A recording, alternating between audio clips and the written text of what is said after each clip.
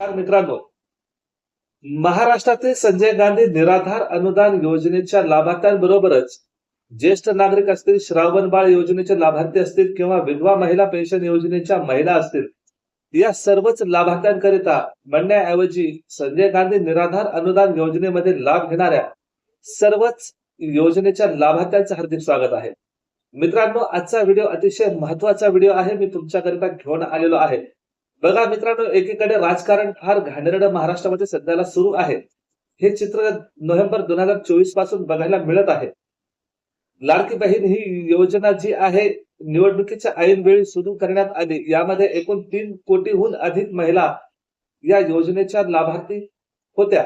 पण निवडणुका झाल्याच्या नंतर म्हणजे विधानसभेच्या निवडणुका संपल्यानंतर त्यांची संख्या कमी करण्यात आलेली आहे. मित्रांनो, मी या योजनेचा विरोध करत नाही किंवा सरकारलाही आमचा काही विरोध नाही. पण सरकारला एक प्रश्न असा आहे, ऐन निवडणुकीच्या वेळेवर तुम्ही लाडकी बहीण योजनेच्या खात्यामध्ये पैसे जमा करता, बरोबर आहे. मग लाडकी बहीण योजना ही तुमच्यासाठी महत्वाची आहे, तर संजय गांधी निराधार योजना ही तुमच्यासाठी महत्वाची नाही का? विधवा महिला काय तुमच्या बहिणी नाहीत?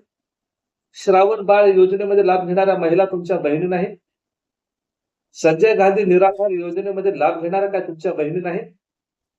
जर तुमच्या या बहिणी आहेत, मग यांच्यावर दुर्लक्ष असं का होतं?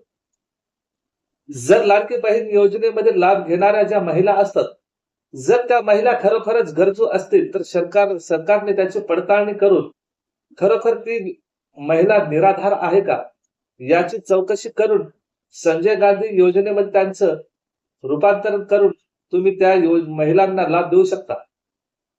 संजय गांधी योजनेअंतर्गत त्यांना तुम्ही तो लाभ देऊ शकता ना. मग याकरिता वेगळी योजना सुरू करण्याची गरज काय आहे? चला ठीक आहे, वेगळी योजना सुरू केली, काही हरकत नाही. पण जी 1980 पासून सुरू म्हणजे चालू झालेली जी योजना आहे, 46 वर्षापूर्वी सुरू केलेल्या योजनेला सरकार महत्व न देता गेल्या 2 वर्षामध्ये आलेल्या योजनेला अति महत्व देत आहे. महिलांचं वोट तुम्हाला हवं आहे, दिव्यांगाचं नकोय का? बरोबर आहे ना. एक महिलाच्या मागे एक पुरुष म्हणजे 2,46,00,000 प्लस 2,46,00,000 बरोबर 4,92,00,000 मते यांना मिळतात, बरोबर ना. म्हणजे त्या परिवारातले सगळे मत यांना मिळतात. मग संजय गांधी निराधार अनुदान योजनेमध्ये लाभ घेणाऱ्या बऱ्याचशा दिव्यांग लाभार्थ्यांची दयनीय अवस्था आहे. याला जबाबदार कोण आहे? जर सरकारला खरोखरच गरजू लोकांची तळमळ आहे, मग संजय गांधी निराधार योजनेमध्ये लाभ घेणाऱ्या लोकांविषयी तळमळ सरकारच्या मनामध्ये का नाही? ते म्हणतात मित्रांनो, अमीरों को अमीरों का साथ, गरिबांचे करायचे रिकामे हात.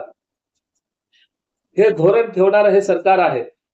सबका साथ सबका विकास, ना खाऊंगा ना खाने दूंगा,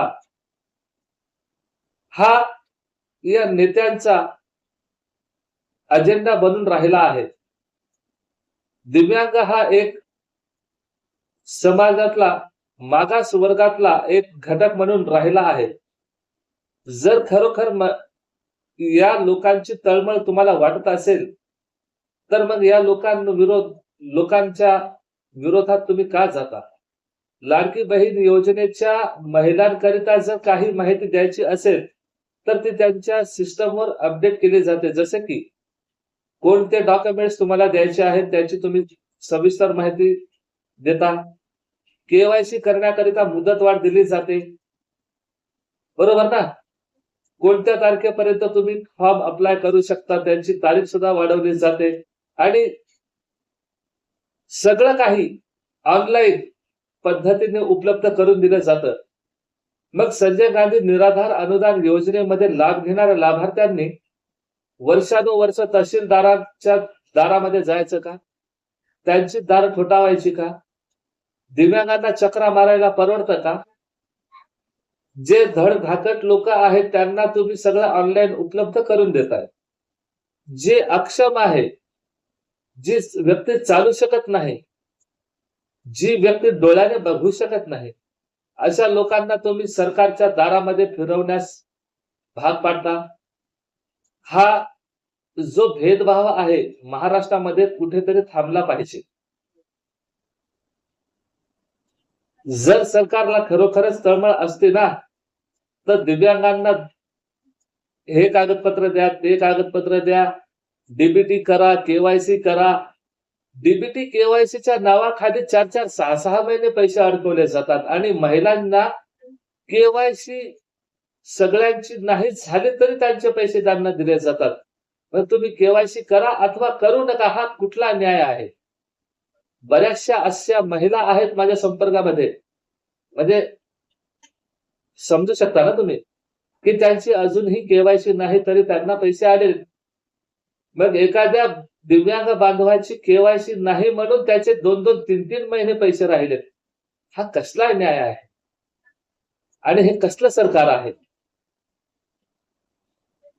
आणि न्यूज मध्ये डिबेट करत असतात लोक, की बीजेपी सरकार घाणेरडं राजकारण करतंय, काँग्रेस सरकार घाणेरडं राजकारण करतंय, किंवा राष्ट्रवादी पक्ष घाणेरडं राजकारण करतंय. राजकारण घाणेरडं कुणीही करत नाही. इथे झालंय कसं माहित आहे का? आपणच मूर्ख लोकांना निवडून देतो आणि नको त्या माणसाच्या हातामध्ये आपण सत्ता दिलेली आहे म्हणून या सत्तेचा गैरवापर या लोकांना करता येतं. आणि काही काम नाही झाले आपण सत्ताधारी पक्षांना धरत असतो. पण सत्ताधारी पक्षांना यावरचा काही फरक पडतो का? त्यांच्यावर काही परिणाम होतो? होत नाही. अपना काम बनता भाड में जाए जनता. निवडणुकीच्या पूर्वी तुमच्या घरापर्यंत येतील, दारापर्यंत येतील, भीक मागतील आणि 5 वर्ष तुम्हाला भीक मागायला लावतील. हे असलं राजकारण आहे. आपणच जर योग्य त्या माणसाची निवड केली तर सगळं काही होऊ शकतं. पण असं होत नाही. सरकारकडे सगळ्यांनी मागणी करायची आहे आता. बस झालं आता. दिव्यांगांची पेन्शन वाढवा म्हणून आंदोलन, उपोषण नको ते आपण करून बसलोय. आता सर्व संघटनेच्या पदाधिकाऱ्यांनी, दिव्यांगांकरिता काम करणाऱ्या संस्थेने आता एक धोरण आखलं पाहिजे. म्हणजे एक सगळ्यांचं मत असं असलं पाहिजे की दिव्यांगांना 4% राजकारणामध्ये आरक्षण मिळायला हवं. 2,500, 3,000 हे तुम्हाला मिळतच राहतील. पण निवडणुकीमध्ये जर दिव्यांगांना 4% आरक्षण मिळालं की आपल्यापैकी एखादी व्यक्ती तिथे जाणार, निवडणूक लढवणार. दिव्यांगांच्या बाजूने दिव्यांगच लढतो. सर्वसामान्य जनतेला दिव्यांगांशी काहीही घेणं देणं नसतं. ज्याच्या घरामध्ये दिव्यांग आहे त्यांची परिस्थिती तुम्ही विचारा. त्यांची दयनीय अवस्था झालेली असते. याकडे सगळ्यांनी लक्ष देणं गरजेचं आहे. जोपर्यंत सत्ताधारी लोकांच्या घरामध्ये एखादी व्यक्ती दिव्यांग म्हणून जन्माला येत नाही किंवा हातपाय मोडत नाही ना, तोपर्यंत त्यांना दिव्यांगत्वाचं खरं दुःख काय आहे हे त्यांना कळणारच नाही. जर तुम्ही माझ्या या मताशी सहमत असाल तर व्हिडिओला लाईक करा, इतरांपर्यंत पोहोचवा. म्हणजे शेअर करा, फ्री आहे, लाईक फ्री आहे. सबस्क्राईब करून बेल नोटिफिकेशन ऑलवर सेट करा, हे सुद्धा फ्री आहे. आणि कमेंट करायला सुद्धा फ्री आहे. तुमचा वेळ याकरिता फक्त 25 ते 30 सेकंदाचा वेळ लागतो. माहिती देणं, व्हिडिओ अपलोड करणं हे महत्वाचं आणि मेहनतीचं काम आहे. तर माझ्या या मेहनतीला सफल करण्याकरिता लाईक, शेअर, सबस्क्राईब आणि कमेंट करायला विसरू नका. मी भेटतोय काय नवीन व्हिडिओसह. तोपर्यंत मला द्यायला द्या. जय हिंद, जय महाराष्ट्र.